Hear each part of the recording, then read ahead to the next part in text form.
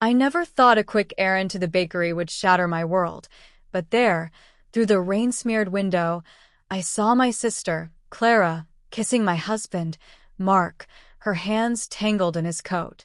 At 36, Ellen, stood frozen on that Seattle sidewalk, the betrayal cutting deep, not just because of them, but because my family would choose her, call her one of us, and leave me wondering if I'd ever truly belonged. The Seattle rain was a steady murmur, cloaking the city in a gray veil as I hurried down Pine Street, my sneakers splashing through puddles. At 36, Ellen, was running a simple errand, picking up a lemon tart from Dahlia's bakery for Mom's Sunday dinner, a ritual I'd upheld since I was a kid. My life felt steady, if not perfect. A marriage to Mark, a high school history teacher with a quiet laugh, a job as a librarian, surrounded by books that felt like old friends, and our cozy Capitol Hill apartment, where we dreamed of starting a family. But that Saturday morning, as I rounded the corner, the world tilted, and everything I thought I knew cracked like a mirror. The bakery's window was fogged, its warm light spilling onto the wet pavement. I was reaching for the door when I saw them. Mark and Clara, my younger sister, pressed close in a booth, her dark curls spilling over his shoulder, his hand cupping her face. They kissed, slow and deliberate, her fingers clutching his coat, a gesture so intimate it stole my breath. I froze, the tart's order slip crumpling in my fist, the rain soaking my jacket. This isn't real, my inner voice screamed, shock numbing me. Mark, my husband of 8 years, the man who'd made me coffee that morning, was kissing Clara, my sister, the one I'd shared secrets with, fought for, loved despite our differences. I stepped back, my heart pounding, the street's hum fading to a dull roar. Why? My mind demanded, betrayal sinking in like a stone. Clara was 32, vibrant, a freelance photographer whose spontaneity I'd always envied. She'd been my shadow growing up, trailing me through our parents' craftsman house, borrowing my clothes, mimicking my laugh. We weren't perfect, her recklessness clashed with my caution, but I thought we were solid, bound by late-night talks and childhood promises. Mark, steady and kind, had been my anchor, the one who'd held me through Dad's cancer scare, who'd promised forever. How long had this been happening? How had I missed it? A passerby bumped me, muttering an apology, and I stumbled, my reflection in the window blurring with rain. Go in, confront them, my inner voice urged, anger flaring, but fear held me back. What would I say? What if they laughed, or worse, pitied me? I imagined Clara's green eyes, so like Mom's, flashing with defiance, Mark's quiet Ellen, let's talk, that always calmed me, now a lie. Instead, I turned, walking blindly, the tart forgotten, my phone heavy in my pocket. I couldn't call Mom or Dad. They'd want explanations I didn't have. My friend Jules, a coworker, was out of town. I was alone, the betrayal a weight I couldn't carry yet couldn't set down. Back at our apartment, the silence was deafening, the scent of Mark's coffee lingering. I sat on the couch, my wet jacket dripping, staring at the photo on the shelf, me, Mark, and Clara at last summer's family picnic, our smiles bright under Lake Washington's sun. A flashback hit, sharp and vivid. Clara at 16, sneaking out, me covering for her when Mom asked.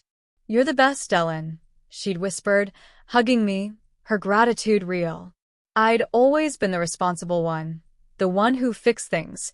Dad's hospital bills, Mom's anxiety, Clara's impulsiveness. Had that made me invisible? A backdrop to their chaos? Was I too boring for Mark? Too steady for Clara? My inner monologue pressed, doubt creeping in, the betrayal cutting deeper than their kiss. My phone buzzed, Mark's name flashing. At the library late, his text read, a lie so casual it stung. I didn't reply, my fingers trembling, the urge to scream warring with the need to understand. Why Clara? I wondered, pain twisting with memories of her charm, her way of filling a room. She'd always been one of us, Mom's phrase for our family's closeness, while I'd felt like the outlier, the one who planned, who stayed. Had they seen this coming, Mark drawn to her fire, Clara to his steadiness?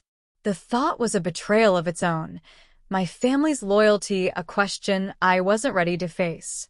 I stood, pacing, the apartment's walls closing in. Confront them tonight, I thought, resolve flickering, but the dinner loomed, Mom's table, Dad's jokes, Clara's inevitable presence. What would I say, with Mark's lie fresh, their kiss burned into me? Hope surged. Maybe it was a mistake, a moment I could forgive, but pain followed, the image of their hands, their ease, too real to dismiss. I needed answers, but the thought of facing them, of shattering our family's fragile balance, terrified me. Who am I to them? My inner voice whispered, a realization dawning. This wasn't just about Mark and Clara, but about my place, my worth, in the family I'd always served.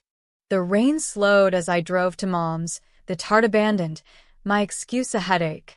The Craftsman house glowed, its porch light a beacon, but it felt foreign, a stage for a drama I hadn't scripted. Inside, Mom was setting the table, Dad chopping carrots, their voices warm.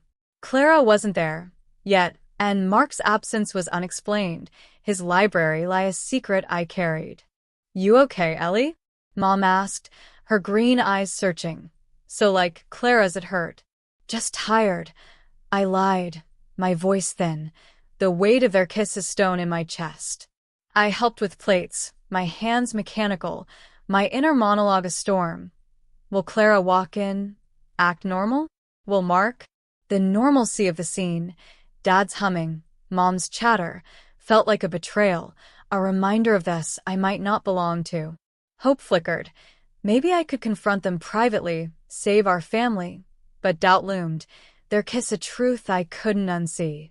The doorbell rang, my heart lurching, and I braced myself, unsure who'd walk in, what they'd say, or how I'd face the fracture that was coming. The table was set, but the real storm was brewing, its shape still hidden, its weight heavy in the house's warm light. The Seattle rain had softened to a drizzle, but the storm inside me raged on, its echoes louder than the clinking dishes at Mom's Sunday dinner. At 36, I, Ellen, sat at the familiar oak table in our family's Craftsman house. The image of my sister Clara kissing my husband, Mark, burned into my mind from that morning's glimpse through the bakery window. The betrayal was a raw wound, but doubt gnawed at me. Did I really see it? Could it be a mistake? And fear of shattering our family kept me silent. I chose to pretend, to observe, but the air was thick with unease. Mark's coldness, Clara's smug distance, and my parents' coded whispers about not rocking the boat. Each moment deepened my disorientation, and the past crept in, whispering that I'd always been the outsider, the one left behind. The dining room glowed under the chandelier, Mom's rosemary chicken filling the air, but the warmth felt hollow. Clara had arrived late, her dark curls damp, her green eyes avoiding mine as she slid into her seat. Mark was there too, his text about the library a lie I swallowed, his smile tight as he passed the mashed potatoes. I gripped my fork, my inner monologue a whirlwind. Was it real? Their hands, her lips on his? The memory was vivid, Clara's fingers in his coat, their ease, but doubt crept in, a desperate hope that I'd misread a friendly moment, a trick of the rain-smeared glass. Confront them, my heart urged, but the words stuck, fear of their denial, of Mom's tears, of Dad's silence, chaining me to silence. I watched them, my librarian's eye for detail, now a weapon. Mark's voice was clipped, his usual warmth absent as he asked Dad about the Mariners. They'll choke again, he said, his eyes on his plate, not me. Clara was worse, her laugh too bright, her glances at Mark fleeting but smug, as if she held a secret I wasn't privy to. Great chicken, Mom, she said, her tone casual, but her foot tapped under the table, a nervous tell I hadn't seen since we were kids. She's hiding something, my inner voice hissed, anger flaring, but doubt followed. Am I imagining this? Projecting my fear? The normalcy of the dinner, Dad's chuckles, Mom's chatter, felt like a stage play, and I was the only one without a script. A flashback hit, sharp and cold. I was 12, Clara 8. In our backyard, Mom braiding Clara's curls while I sat alone, my book forgotten. Clara's our little star, Mom had said, her smile soft, ignoring my science fair ribbon on the table. I'd swallowed the hurt, telling myself I was fine, but the pattern was there. Clara's dance recitals trumped my debate wins, her tantrums soothed while my quiet needs went unseen. Was I always the spare? My inner monologue pressed, the betrayal of the kiss merging with childhood wounds. I'd been the responsible one, the fixer, but never one of us. Mom's phrase that now felt like a wall. I helped clear plates, my hands mechanical, my eyes on Clara as she scrolled her phone, her smugness a quiet taunt. Mark excused himself to check emails, his distance a chill that matched the rain outside. In the kitchen, I overheard Mom and Dad, their voices low through the swinging door. We can't let this get messy, Mom said, her tone strained. Clara's fragile. We need to keep things steady, not rock the boat. Ellen's strong, Dad replied, his voice gruff. She'll handle it. Handle what? My heart lurched, the coded language a warning. They know, my inner voice screamed, shock giving way to betrayal. Were they protecting Clara, shielding her affair with Mark? Or was it something else, a secret I hadn't grasped? I leaned against the counter, my breath shallow, the kitchen's warmth suffocating. They're choosing her, like always, I thought, pain cutting deep, but doubt lingered. What if I'm wrong? What if this is about something else? I returned to the table, my face a mask, but Clara's glance was sharp, her lips curving slightly, as if she sensed my turmoil. You okay, Ellie? She asked, her voice too sweet, her old nickname a jab. You're quiet tonight. Just tired, I said, my voice steady despite the tremor in my hands. Long day. Her eyes narrowed, probing, and I saw it, a flicker of triumph, as if my silence was her victory. Mark reappeared, his phone pocketed, his everything okay? To Clara, not me, a subtle shift that stung. I was observing a dance, their steps practiced, my role unclear. How long has this been happening? My inner monologue demanded, the kiss no longer a question but a fact, its weight crushing my hope. After dinner, I offered to tidy the attic, needing space, my excuse accepted with distracted nods. The attic was a maze of boxes, the air musty with memories. I sifted through old photos, my hands shaking, seeking something, proof, maybe, or escape. A flashback surfaced. Clara at 18, crying after a fight with Mom. Me at 22, holding her, promising, I'll always be here. She'd clung to me, but later, I'd found her journal, its pages hinting at resentment. Ellen's so perfect, everyone loves her. I dismissed it, blaming teenage angst, but now, it felt like a seed, her envy growing in the dark. Then I found it, a small envelope, tucked in a box of my college keepsakes, my name in Clara's looping script. It was dated 10 years ago, when Mark and I were engaged. I opened it, my heart pounding, and read, Ellen, I'm sorry for what I said. I didn't mean to flirt with Mark. It was stupid, a crush. Forgive me? The note was a jolt, a suggestion of a betrayal I hadn't seen, buried in the haze of our wedding plans. She flirted with him? When? My inner voice reeled, memories shifting. Clara's lingering hugs at our engagement party, Mark's awkward laugh. Had it been more? Had I ignored it, too eager to believe in our family's us? I sat back, the attic shadows closing in, the note trembling in my hand. The kiss wasn't the first betrayal, just the first I'd witnessed, its roots deep in Clara's envy, Mark's weakness, my blindness. Hope flickered. Maybe I could confront them, demand truth, but pain surged, the note a crack in my identity. Who am I to them? I wondered, my place in our family a question, their loyalty to Clara a wall I couldn't climb. The dinner was over, but the real fracture was coming, its shape clearer now, its weight heavy in the attic's dim light.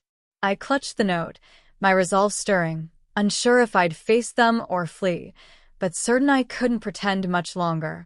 The Seattle fog draped our Capitol Hill apartment, its gray hush a mirror to the confusion clouding my heart. At 36, Ellen, was unraveling, the image of my sister Clara kissing my husband, Mark, at Dahlia's bakery, a wound that refused to heal. The old note I'd found in the attic, Clara's apology for flirting with Mark a decade ago, suggested this betrayal wasn't new, just the first I'd seen. Sunday dinner had deepened my disorientation. Mark's cold distance, Clara's smug glances, my parents' coded talk of not rocking the boat. I couldn't confront them yet. Fear of their denial, of fracturing our family, held me back. Instead, I turned inward, deciding to investigate quietly, seeking answers in the past. But each clue I uncovered cut deeper, and Clara's unrepentant voice was about to shatter what little hope I clung to. The week after dinner, I moved like a ghost, my librarian's precision now a tool for unraveling my family's secrets. Mark was home less, his late meetings a flimsy excuse, his touch absent when he was near. At breakfast, I tested him, my voice casual. Saw you at Dahlia's Saturday. You didn't mention it. My heart pounded, expecting confession, but he barely looked up from his coffee. Must have been someone else, he said, his tone smooth, his eyes flicking to his phone. I was grading all day. The lie was subtle, his gaslighting a soft blade, making me question my own eyes. Am I imagining it? My inner monologue churned, doubt and anger tangling. The kiss was real, Clara's hands, their ease, but his dismissal sowed seeds of uncertainty, a tactic I now saw in his past. You're overthinking comments. I nodded, my smile tight, and let it drop, but my resolve hardened. I'll find the truth myself, I vowed, my heart a mix of pain and purpose. I took a personal day, driving to my parents' craftsman house in West Seattle, the place where Clara and I grew up. Mom and Dad were at a doctor's appointment, the house empty, its keys still under the porch pot. The familiar creak of the door, the scent of lavender and old wood, was a comfort and a wound. Answers are here, my inner voice insisted, urging me to the past. I started in the living room, where photo albums lined a shelf, their leather covers worn from years of Mom's nostalgia. The albums told a story I'd ignored. Clara's baby photos dominated, her first steps, her gap-toothed grin, Mom's handwritten notes. Our little light.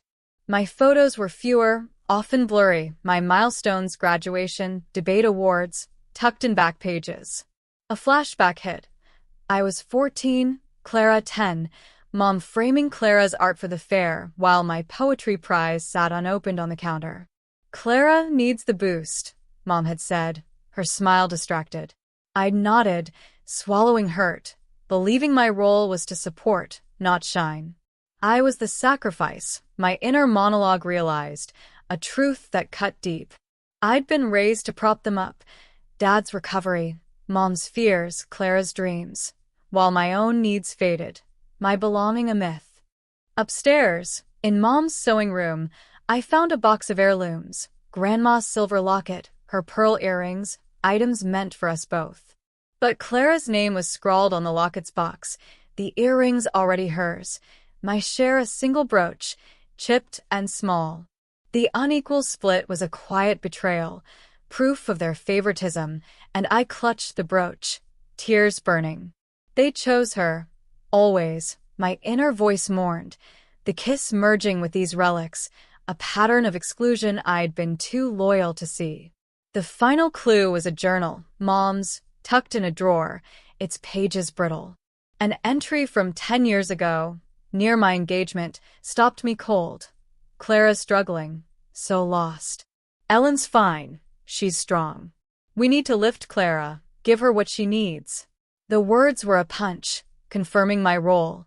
The strong one, expected to yield, to sacrifice.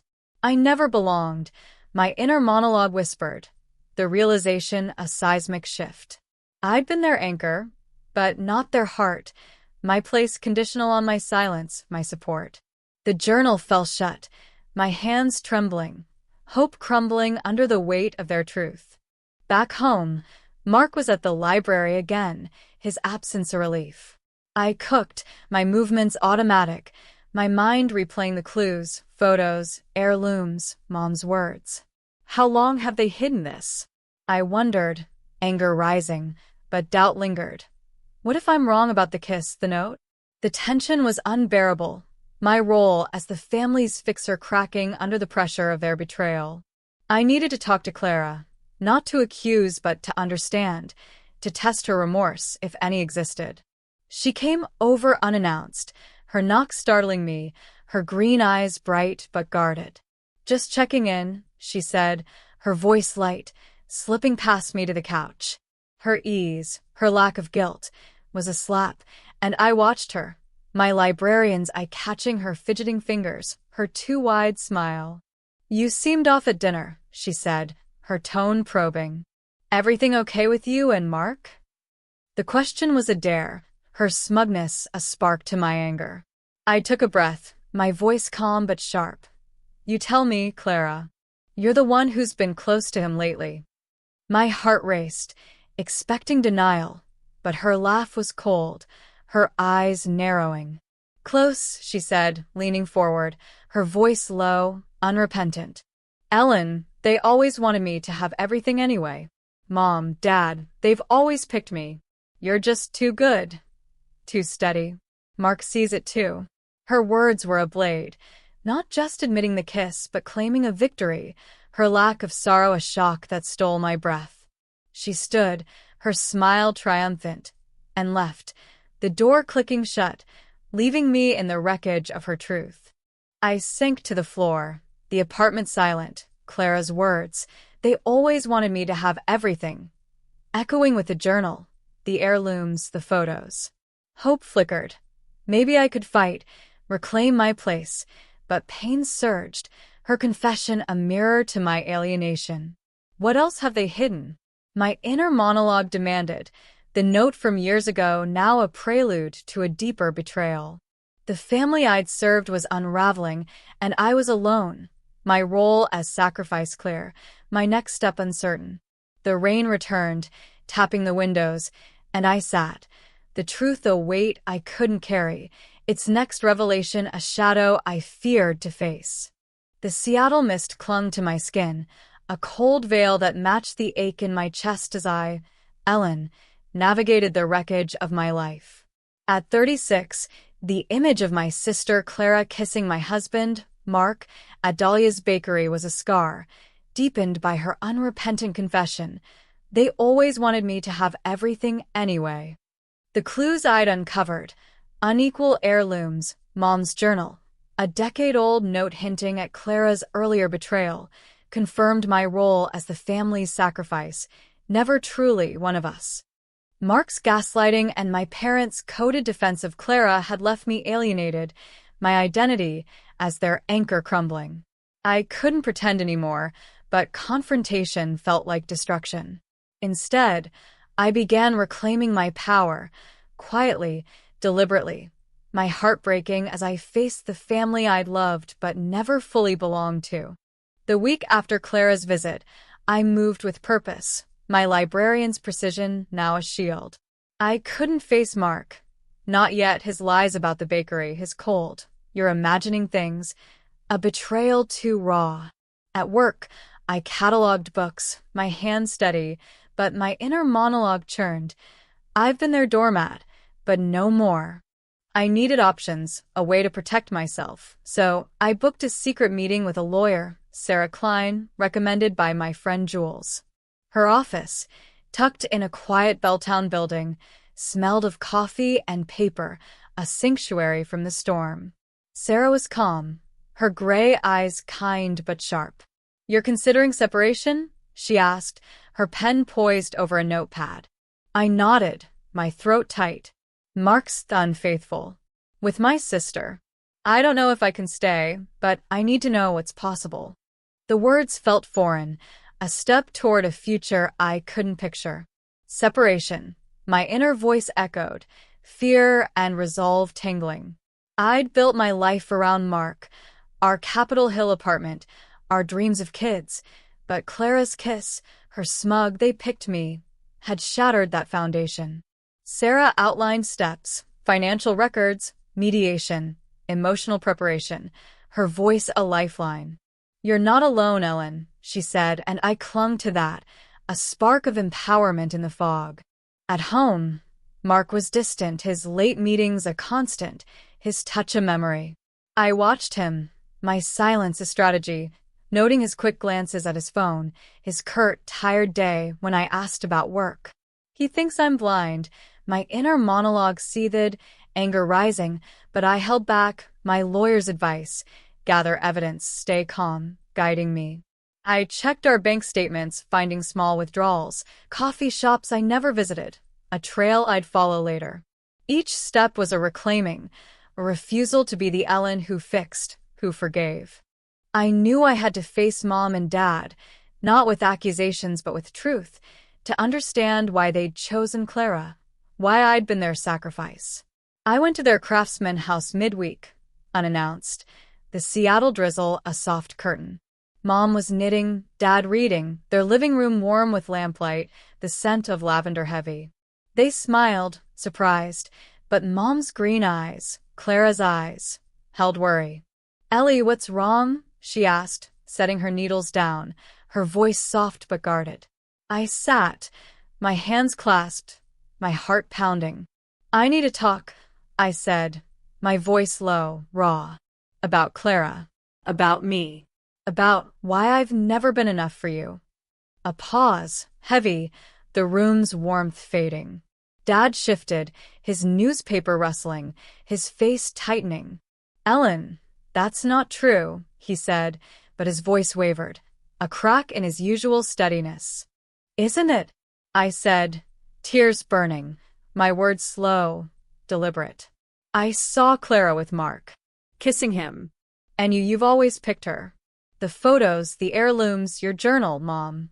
You wrote I was strong, that Clara needed more. Why didn't I ever get to need?" Mom's face crumpled, her hands trembling. "Ellie, we never thought you'd need as much," she said, her voice breaking, each word a shard. "You were always so together. Clara was fragile, always struggling. We thought you were okay." A silence, suffocating, their admission a quiet heartbreak. They never thought I'd need. My inner monologue reeled, pain slicing through me.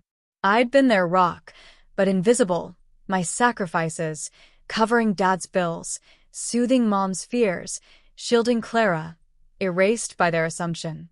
Dad reached for my hand, his voice rough. "We didn't mean to hurt you, Ellen. You're our daughter, too." "But I'm not one of us," I said, my voice trembling, quoting Mom's phrase, the one that had always excluded me. "You've protected Clara, even now, knowing what she's done. Why?" Mom looked away, tears falling, her silence an answer. Dad sighed, his eyes heavy. "We didn't know about Mark, not for sure," he said, pausing, the weight of his words sinking in. "She's had a hard time. We thought if we kept things steady, it'd fix itself." Their confession was no explosion, just a slow unraveling, each word a confirmation of my alienation. They chose her fragility over my pain, my inner voice mourned, love and betrayal tangling. I wanted to scream, to demand they see me, but their faces, Mom's guilt, Dad's exhaustion, held me back. This wasn't about understanding anymore, it was about letting go. Sunday dinner loomed, a ritual I'd once cherished, now a test. I went, my heart armored, my lawyer's advice, stay composed, observe, guiding me. The Craftsman house was bright, Mom's roast filling the air, but the table felt like a stage. Clara was there, her curls loose, her smile forced, her smugness gone but her eyes wary. Mark sat beside me, his hand brushing mine, a hollow gesture. I watched them, my silence a power, noting Clara's quick glances at Mark, his stiff replies to Dad's questions. They're nervous, my inner monologue noted, a small victory in their unease. Mom tried to keep things light, her chatter about church strained, but Dad's quiet glances at me held regret. I ate. My response is short, my presence a refusal to play the fixer. Clara's laugh, once a comfort, grated, her earlier words. They wanted me to have everything, a shadow over every bite. I'm done begging, my inner voice declared, a shift from sacrifice to self. I wasn't here to mend them, but to claim my space, to show I wouldn't vanish. As dessert was served, lemon tart, a cruel echo of the bakery, I stood, my voice calm but firm. I'm heading out. Thanks for dinner. No explanation, no plea for understanding, just a quiet exit, my first in years. Mom's Ellie wait was soft, desperate, but I didn't turn. Clara's eyes widened. Mark's hand froze on his glass, their silence a mirror to my power. I walked into the drizzle, the porch light fading, my heart heavy but free. They don't get to define me anymore, my inner monologue affirmed, hope and heartbreak mingling. I'd faced them, seen their truth, but the fight wasn't over. Clara's betrayal, Mark's lies, their choice of her. It lingered, a fracture I'd face alone, its next turn a question I wasn't ready to answer.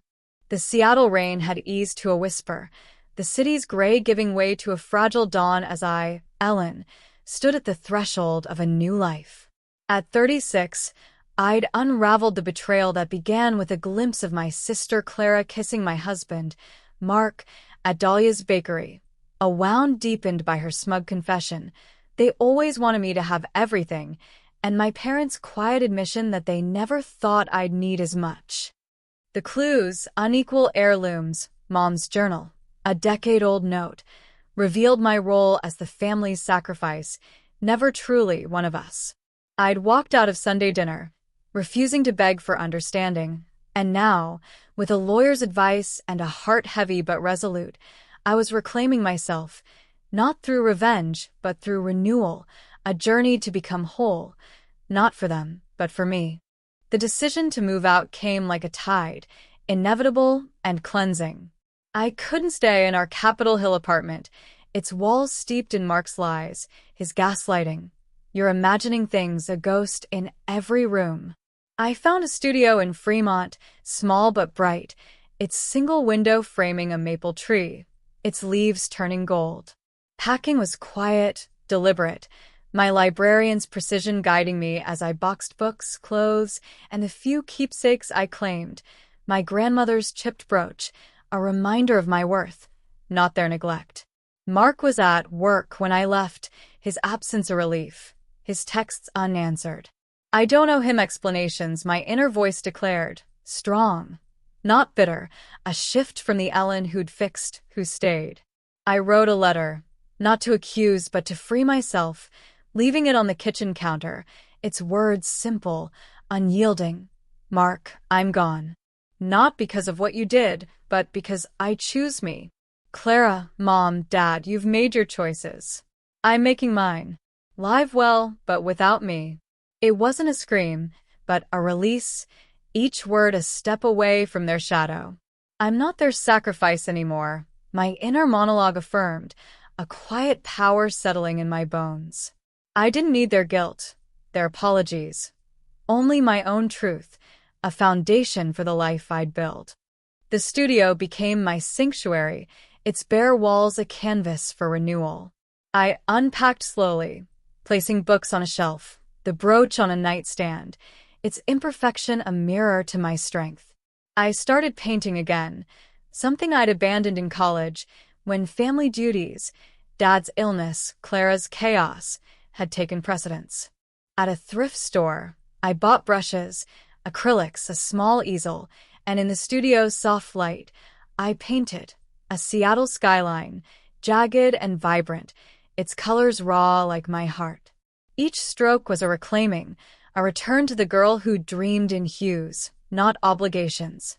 This is mine, my inner voice sang, joy flickering, not because I was healed, but because I was creating, choosing myself.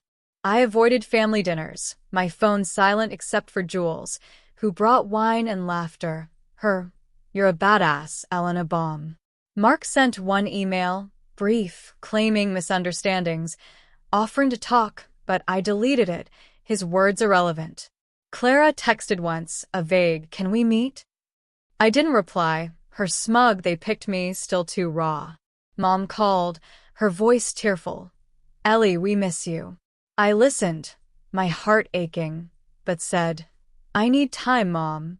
I love you, but I'm not ready." The boundary was a victory, small but profound, a refusal to be their anchor.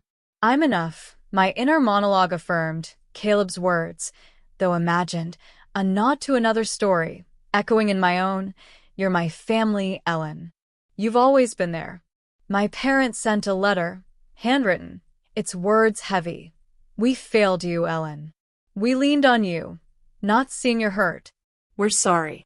It was a crack in their wall, a chance for later healing, but I tucked it away, not needing their remorse to stand tall. At the library, I took on new projects, leading a book club, my voice steady, my colleagues' respect a mirror to my growth. Painting filled my nights, my canvases piling up, rivers, trees, a woman alone but radiant. "This is who I am," my inner voice declared, not bitter, but strong, a woman who'd faced betrayal and chosen renewal. I met Sarah, my lawyer, again, finalizing separation papers, my signature, a quiet power. "You're doing this on your terms," she said, and I nodded, tears falling. Not for loss, but for freedom.